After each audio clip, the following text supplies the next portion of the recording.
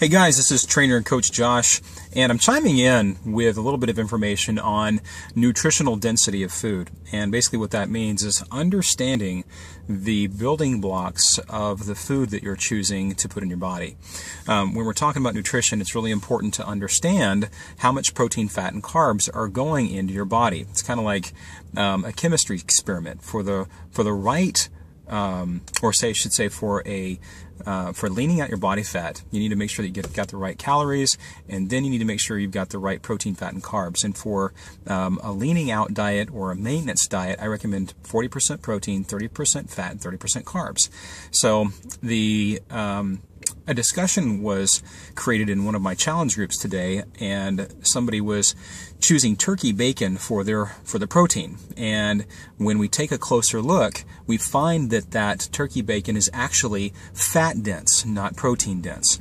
And so when we're trying to find good healthy proteins, we need to make sure that the food we're choosing is primarily getting its calorie sources from pure protein. So, for example, what my rule is, I try and find those foods that are 70% or more dense for that category whenever I am choosing a food. So, for instance, I've got a couple of foods here. I've got some peanut butter to give you an example of what I'm talking about.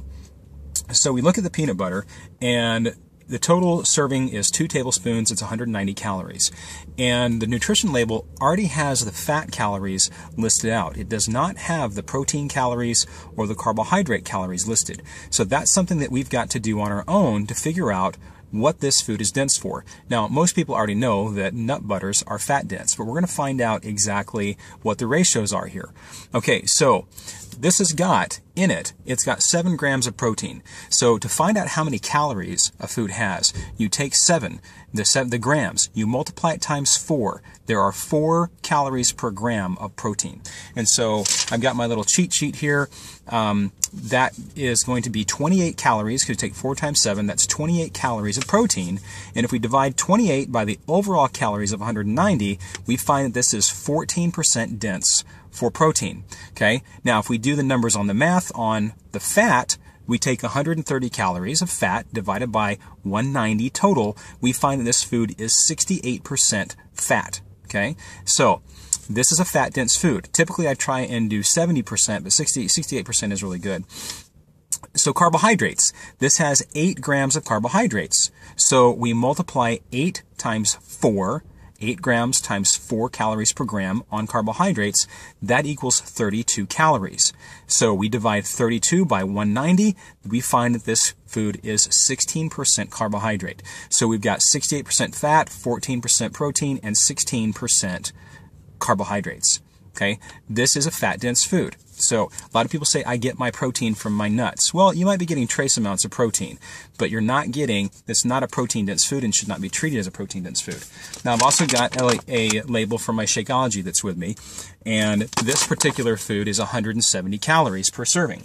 So out of 170 calories, we see that 25 of those calories are coming from fat, which means that's 14% dense for fat. We look at the protein. We find that the protein, we've got 16 grams of protein. 16 times 4, 64. That's 37% dense for protein. We look at carbohydrates. We find out we've got carbohydrates, 22 grams. 22 times 4, 88 calories. We divide 88 by the total servings or the total calories of 170. That's 51% dense for carbs.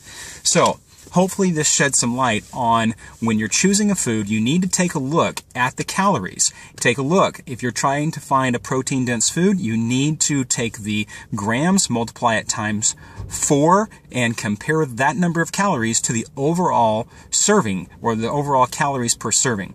Hope this is useful. Happy to answer any questions you have about this, and hopefully it sheds a little bit of light on nutritional density of food. If you have more questions, you can always go to nutritiondata.com. That will help you see the macronutrient breakdown in a very clear, concise graph as to what percentage is what of your food. We'll talk to you soon. Bye.